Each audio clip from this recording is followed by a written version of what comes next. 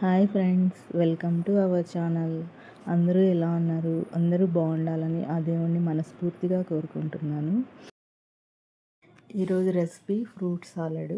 ఈ fruit salad పిల్లలు పెద్దలు అందరూ ఇష్టంగా తింటారు. ఈ ఫ్రూట్ సాలడ్ చాలా సింపుల్గా చేసుకోవచ్చు. చూసేద్దామా? ఈ ఫ్రూట్ సాలడ్కి కావాల్సిన పదార్థాలు: 1/2 లీటర్ పాలు, తగినంత చక్కెర, కస్టర్డ్ పౌడరు అండ్ మామిడికాయ, దానిమ్మ, యాపిల్, అరటిపండు తీసుకున్నాను. ఈ పండ్లని శుభ్రంగా నీటితో కడిగేసి సన్నని ముక్కలుగా కట్ చేసి పెట్టుకున్నాను. 1/2 లీటర్ పాలు, తగినంత చక్కెర తీసుకోవాలి.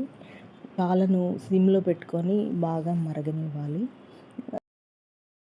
కస్టర్డ్ పౌడర్ని 2 స్పూన్స్ తీసుకొని ఉండలు కట్టకుండా బాగా కలుపుకోవాలి.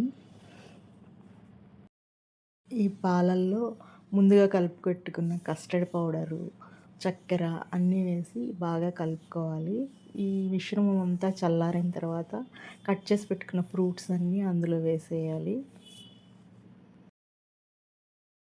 ఫ్రూట్ సాలడ్ని 2 అవర్స్ ఫ్రిడ్జ్లో పెట్టుకొని తర్వాత తింటే చాలా బాగుంటుంది. ఇందులో ఐస్ క్రీమ్ వేసుకొని తిన్నా కానీ ఇంకా టేస్టీగా ఉంటుంది ఫ్రెండ్స్.